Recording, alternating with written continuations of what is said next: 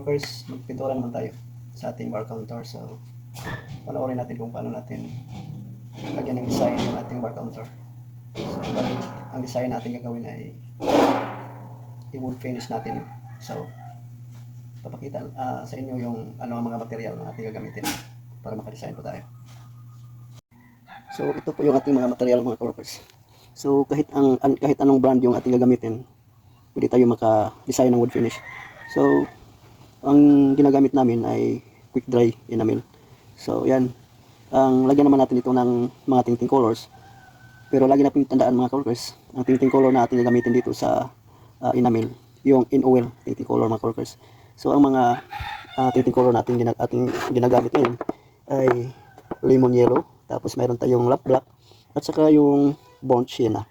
So, yan, burnt sienna, and then lemon yellow, at saka yung lap black. So, yan, tandaan po natin, in oil po ang ating gagamitin. Yan. Yan po. So, yan, nag-mixture ako dito ng pintura para first banding natin. Yan. So, ito yung aking mini mix. Yan. O, yan po mga workers. Yan lang po ang kulay. So, ang tinting color na ginamit ko dito sa isang galon na enamel. Gloss gloss po mga workers. Ang ginamit ko dito ay rosina, at saka yung lemon yellow, at saka bonsina. Yan. So, bali tatlo yung ating ginagamit na tinting color mga workers. So, dalawang lemon yellow na ginamit dito, tapos nilagyan ko ng rosina. Yan, rosina. Isa lang na can yung rosina ginagamit ko. 1/4 yung sukat. At saka yung bonsina, nilagyan ko siya ng half lang po mga workers. So, yan. So, ito yung kanyang resulta, yung kanyang kulay. Yan. Pero, nilagyan ko ng Valspar. Tikno po mga workers, ang gamitin natin ay super gloss. Super gloss na Valspar. Yan. Ito yung aking ginagamit kasi maganda yung quality niya. Tsaka, nilagyan ko siya ng Valspar clear gloss. 1/4 lang yung kanyang sukat. Yan. Hinalo ko dito sa aking minimix sa pintura. At saka nilagyan ko kunti ng lacquer thinner. So, ito yung lacquer thinner na ginagamit ko. Yan. Mayon lacquer thinner po mga workers. Huwag nyo lagyan ng pentenal. So, lacquer thinner po. Yan. Para makadesign po tayo. Ito yung mga tinting color. Yan. Ito yung rosina mga workers. In oil din to. Yan. Ito yung super Valspar clear gloss. So, yan po ang aking ginagamit. So, ayan. So, nagmix din ako dito ng bonsina. Tsaka nilagyan ko kunti ng lamp black para medyo brown, dark na brown siya. Ito yung aking panggrano. Yan. Yan po mga workers. Nilagyan ko rin ito ng lacquer thinner ng kunti. At saka nilagyan ko rin ng Valspar para makintab. First coating pa lang natin, first na banding pa lang natin ay makintab na yung pintura natin po mga workers. So, ayan. Panoorin na po natin kung ano ang ating gagawin. Para mayroon din tayong matutunan po mga workers. Lalo na yung nagsimula pa lang magpintura. Dito matuto kayo mga workers.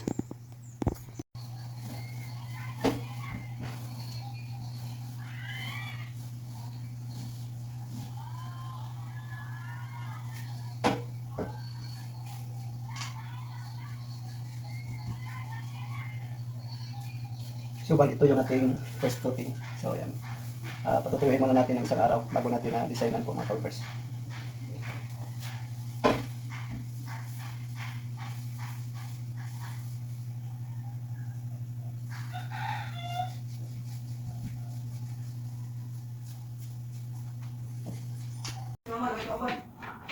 So, natapos ng pag-primer natin mga workers. Yan. So, na-first coating na natin. Design na lang bukas po. Yan.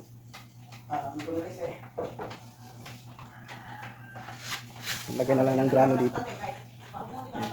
So, dinara yung ating design mga workers. So, ayan mga workers, na first coating na natin. So, bali dyan sa ganyang ilalim ay puti lang dyan para maliwanag yung sa loob. Ayan po. At dito sa baba. So, ayan. Grano na lang ang kulang. Design na lang po. Dinara yung ating design. Wood finish natin po mga workers. Panoorin natin bukas para makita natin kung paano tayo gumawa ng buko na parang kahoy. So, ayan. dito po mga ka-workers, meron tayong matutunan po. Yan. So yan, grano na lang ang kulay. Pwede dito yung dark po mga ka-workers. Dito yung light. Pero may design din dito sa baba. Yan, ang kintab mga ka-workers. Kasi may halo yung ating pintura na Valspar. So, first coating pa lang ay makintab na yung ating bar counter. So, maganda rin po yung pagka-masilya. Yan. Pantay lahat mga ka-workers. So, yan. Primeral muna namin yung mga plywood bago natin masilyahan ng Lasalox glazing pati yung gamit natin. So, yan. Meron ng mga malaki mga butas-butas ay nilagyan natin ng ginamitan natin ng body filler na timeout. Yan po. So, pakita ko sa inyo kung ano yung aming ginagamit. So, ito, pinamira namin ng flat wall enamel. Yan, naka-primer na yan. Tapos, nilagyan namin ng mga, dito sa kanyang joining, nilagyan namin ng timeout body filler. Yan po. So, plus alox glazing pati yung aming ginagamit na pang masilya namin mga ka-workers. So, ito yung aming ginagamit. Yan. Plus alox glazing pati yung aming ginagamit mga ka-workers. So, apply agad. Wala nang mixturing. Apply agad mga ka-workers. Ito yung ating first coating. Bali, ito yung pabanding natin. So, ito naman natin integrano mga ka-workers. Ito yung hinaluan natin ng bronzine at saka yung lamp black. Yan. Ito yung panggrano. So, meron tayong tinting color na black ay para din na gumawa tayo ng buko na parang kahoy mga ka-workers. So, ayan, panoorin nyo lang po. So, ito na mga ka-workers, lagyan na natin ng design parang wood finish. So, itong buko ay pinalo lang natin sa tambark lang po natin. Yan. Ilan niya lang po. Yan. Saka, nilagyan ng bronzine na may halo na lacquer thinner saka yung Valspar. So, yan. Ginihitan natin. Yan. Para maganda tingnan na hindi pa ito. Tapos mga ka-workers ay ating lagyan ng lacquer thinner. Yan. Tapos babrush po natin. So, panoorin na po natin mga ka-workers.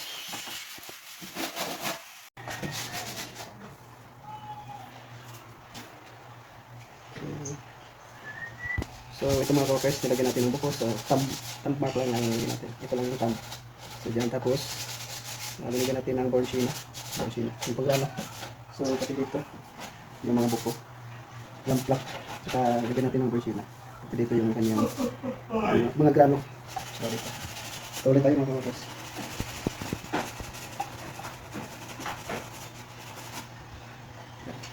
Tapos, sa gilid.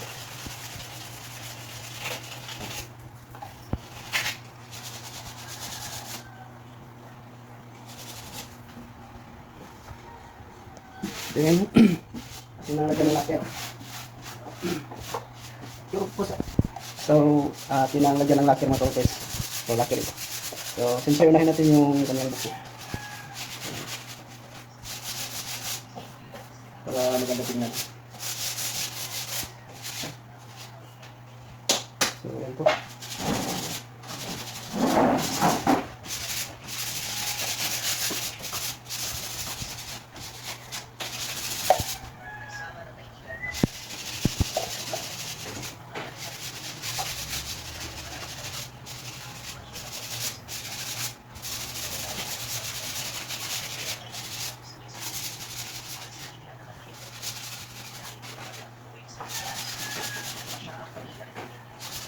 Sige, ano ba na rin ka na?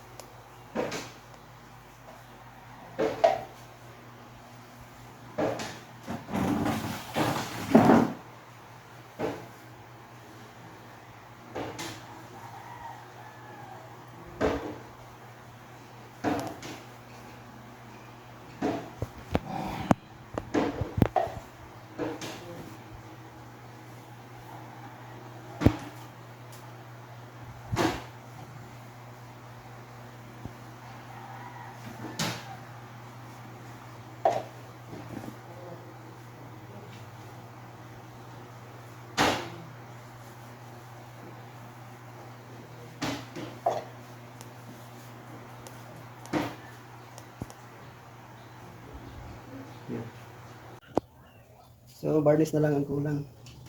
Sanding sealer.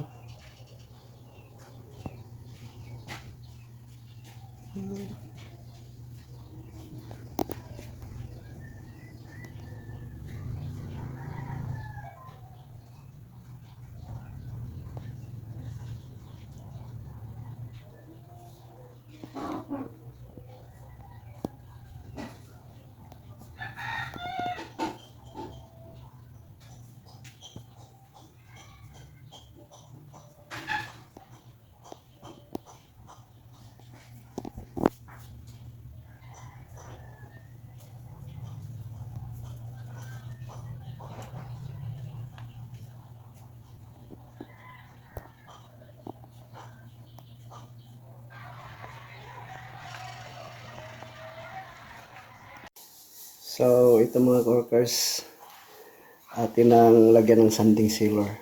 So ayan, ito yung sanding sealer na ating gamitin natin dito sa ating bar counter bago natin i-finish ng polyurethane, yung pinaka-top coat po mga workers. So ayan, bali dalawang coating na sanding sealer na ating gagamitin. Yan. Ipitin natin ng dalawa para hindi matanggal yung kanyang mga grano po mga workers. So ayan po.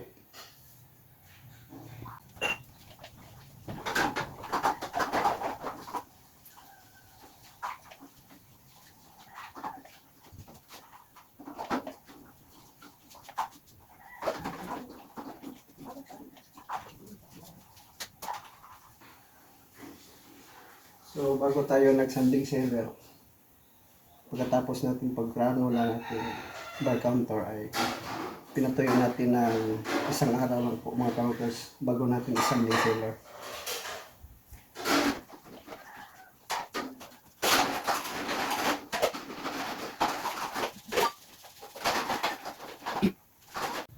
So magpinis na tayo mga ka-workers sa ating bar counter. So ito yung ating gamitin. Yan. Ito yung polyurethane, Hudson polyurethane. So yan, bali dalawa ito. Ito yung isa, yung hardener. Ito yung ating ginagamit is top coat yung atong ginagamit mga ka-workers. Yan, top coat na Hudson. Yan po, ito yung ating bali finish natin sa ating bar counter. So ayan po, ang halo naman ito, ang mixturing nito mga ka-workers ay 1 litro na bali hindi ito naabot ng 1 litro. So 3/4 lang ito mga ka-workers. Kapag hinalo natin ito, buo natin paghalo, ay magiging 1 litro siya. So bali catalyst, bali ito yung hardener mga ka-workers. Yan, dapat haluan ng ganito para madaling matuyo yung ating polyurethane. So ang ating pagmixture naman ito, kung gaano kalaki yung ating lagyan ng top coat, ganun din ang ating paghalo. Kasi kapag mahalo natin lahat, ay tapos kunti lang yung ating babarnisan, ay sayang po mga workers, matuyo lang siya. So dapat estimate natin yung gaano ka haba or kalaki yung ating lagyan ng varnish. So ayan po mga workers, ito yung maganda i-top coat natin. Yan po, pintuan ng ating bar counter. Yan, bali nasanding na natin to. Yan, pati ito yung pintuan ng ating bar counter. Yan, against the light, hindi masyadong makita yung grano. So ayan, na first coatingan na natin. So kulang na lang 1 coating. Yan, iniipit natin kasi para hindi matanggal yung ating grano ng ating dinara. Yan, kahit sanding lilihain natin ay hindi ito madaling matanggal kasi iniipit natin ang 2 coating ng sanding sealer. So ayan po mga workers, patuloy lang po kayong subaybay sa ating YouTube channel, at sa wala pang subscribe na kayo para updated kayo sa ating susunod na ating video. So ito, natapos na natin iliha po mga ka-workers. So ating pinupunasan para mawala yung mga alikabok para magsimula tayo na pagtapkot. So ayan po, pang finish na po ito mga ka-workers. So na-finish na natin mga ka-workers. So ilagay muna natin yung ating glass wine. Ayan, dito natin ipasok yung ating glass wine. Ayan mga ka-workers.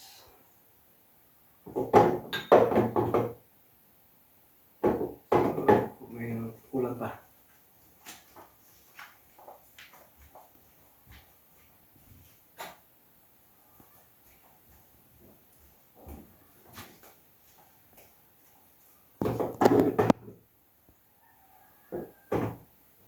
So ayan.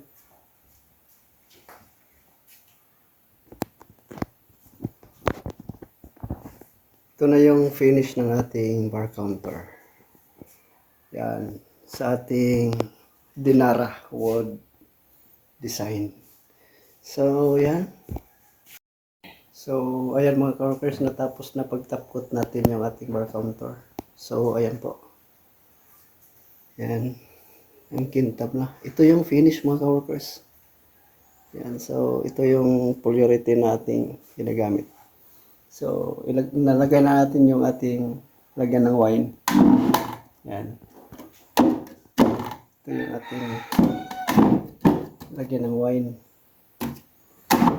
So, ayan po.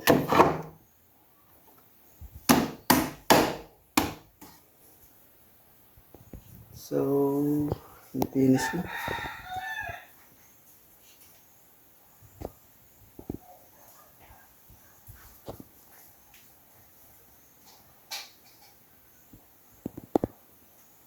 Then, ito yung TV wall.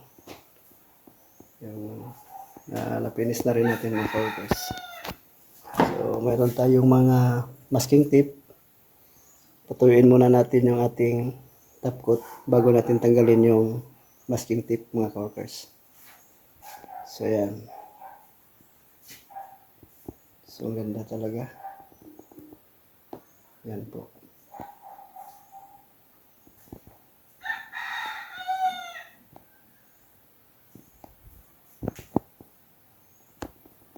So, salamat po mga ka-workers sa inyong patuloy na pagsubaybay sa ating YouTube channel. Yan po. So, sa hindi pa nakasubscribe, subscribe kayo para updated tayo sa iba pa nating video mga ka-workers. Dito may matutunan tayo mga ka-workers. So, salamat sa inyo. Thank you for watching and God bless you all.